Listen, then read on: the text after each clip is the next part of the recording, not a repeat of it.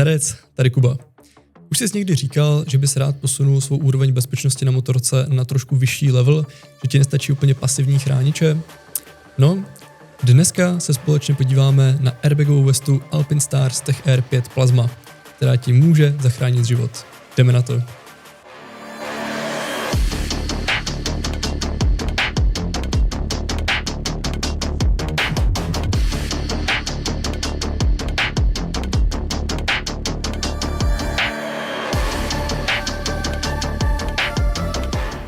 Airbagové vesty. Dřív to byla věc primárně pro závodníky, jako jsou závodníci MotoGP nebo kluci na Dakaru a tak dále. Jinými slovy věc, která nebyla úplně pro normální smrtelníky, primárně z důvodu cenovky. V dnešní době tak už si airbagovou vestu může dovolit takřka kdokoliv a je to zásadní změna bezpečnosti na motorce. Nová airbagová vesta Alpinestars Tech Air 5 Plasma je autonomní airbag. Vysvětlíme si, co je to autonomní. To znamená, není připojený k motorce žádným lankem. Je to elektronický airbag, který má v sobě řídící jednotku, tam máme akcelerometry, gyroskopy a tady ty senzory nás neustále snímají. A v případě, že vyhodnotí, že se začíná dít nějaká dopravní nehoda, nafoukneme se. Tenhle model je určený pouze pod bundu, není hodně rozdorný, takže je potřeba vždycky přes něj mít nějakou svrchní vrstvu, která bude hodně rozdorná. Čili můžeme používat pod textilní bundu, koženou bundu, kombinézu, to už záleží na každém. Důležitá věc je mít dost prostoru právě u té bundy. Alpinestars Tech Air 5 Plasma se nám nafukuje na 3 až 4 cm cca a takovýhle prostor je zhruba potřeba mít i pod tou bundou. Pokud by ta bunda byla moc natěsno, neměla by tam takovýhle prostor, tak veškerá síla nafouknutí nepůjde od vás, ale do vás. Takže hrozí poranění jezdce.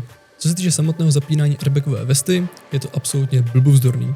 Stačí zapnout hlavní zip, tam máme magnet, který nám sepne obvod, rozsvítí se diody a víme, že jsme připraveni a můžeme vyrazit. To je celý. Samotný LED display nám neukazuje jenom aktuální stav airbagové vesty, ale i třeba zvolený jízdní režim. Najdeme tady režimy jako je Race, Street nebo Offroad. Mezi těmihle režimy si můžeme libovolně přepínat pomocí tlačítka, které je taky na tom ledkovém displeji. Když tlačítko zhruba na 1 sekundu zmáčkneme, přepneme si režim.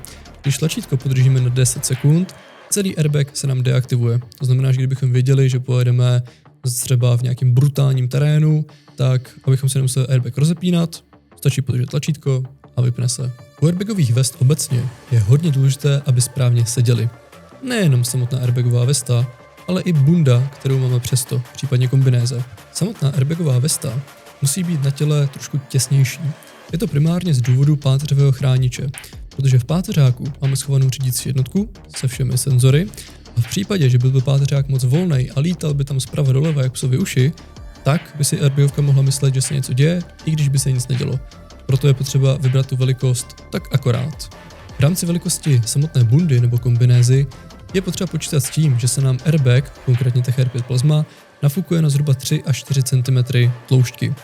Takovýhle prostor potřebujeme mít i pod tou bundou nebo kombinézou. Pokud by tam nebyl a bunda nebo kombinéza by byly brutálně natěsno, veškerá síla nafouknutí nepůjde od nás, ale do nás. Nejlepší varianta je, když má bunda nebo kombinéza stretchové panely, ideálně po bocích žeber, které se nám pěkně natáhnou při aktivaci.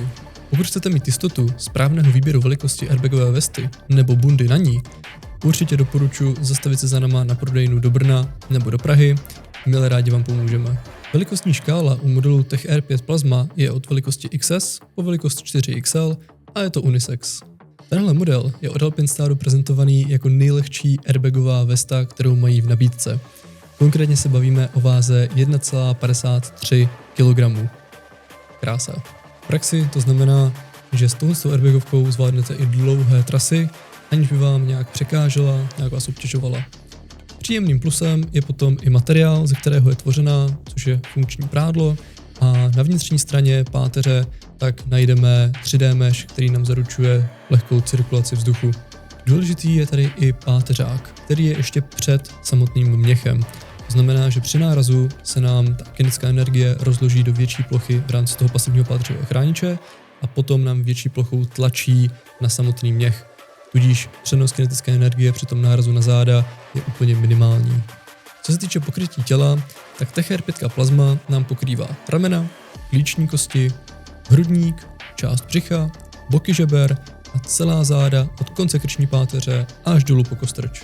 Jak už jsem zmiňoval, tahle airbagová vesta nám nabízí 3 jízdní režimy. Máme tady Race, který je vyloženě určený na okruh, používat jenom na okruhu, ne v civilním provozu, ten režim je docela dost otupělej. Street, ten je nejcitlivější, počítá se stromy, svodidly, auty a tak dále, takže ten používáme v civilním provozu. A pak tam máme offroad, který je určený do terénu, při nějakých šotolinky, lesní cesty a tak dále.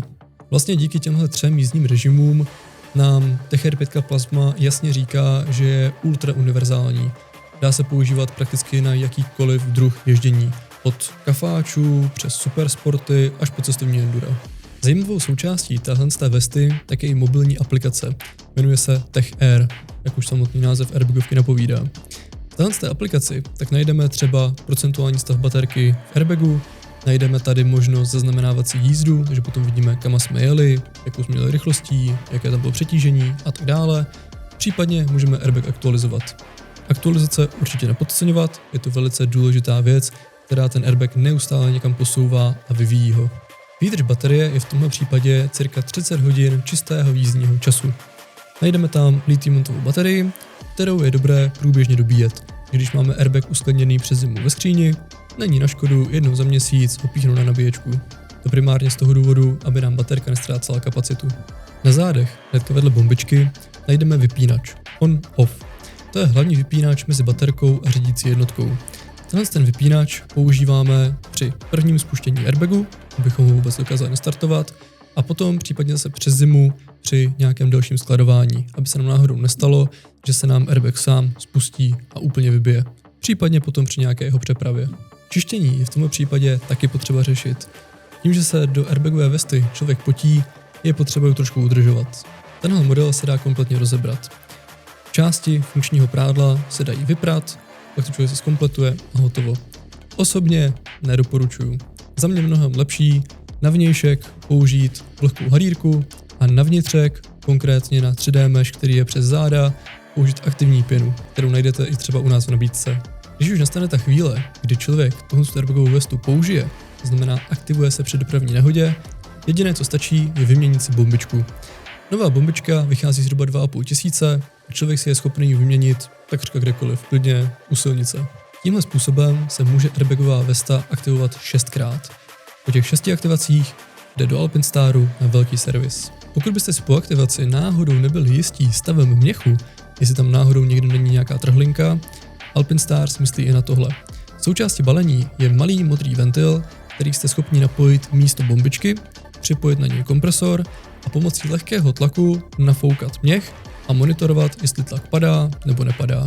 Podle mě je Alpinstars TechR5 plazma perfektní doplněk výbavy pro takřka jakéhokoliv motorkáře.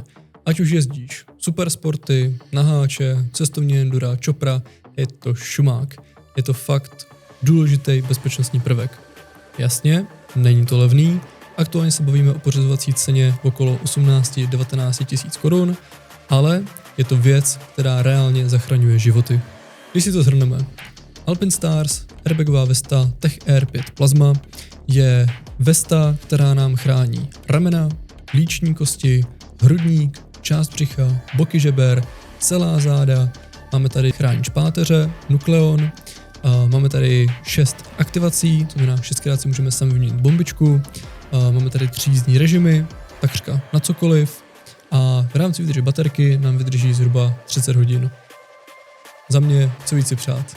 Pokud nad airbagovou vestou přemýšlíte, určitě se vyplatí řešit správnou velikost vesty a kompatibilitu s bundou. Nejlepší je si ho vyzkoušet osobně. Pokud by vás zajímala dostupnost, cena nebo výběr správné velikosti, určitě se zastavte za náma na prodejnu do Brna nebo do Prahy, případně nás kontaktujte přes e-shop, budeme se snažit pomoct, jak jen to půjde. A určitě nám napište dolů do komentářů pod tohle video, jestli už třeba airbagovou vestu používáte nebo ji teprve zvažujete, případně jestli už jste s ní třeba měli nějakou dopravní nehodu a jestli vám opravdu pomohla. Tak jo, za mě je to v rámci dnešního videa všechno. Pokud se vám líbilo, nezapomeňte dát like, odběr a zvoneček a uvidíme se u dalšího videa. Zatím kolama dolů. Čus.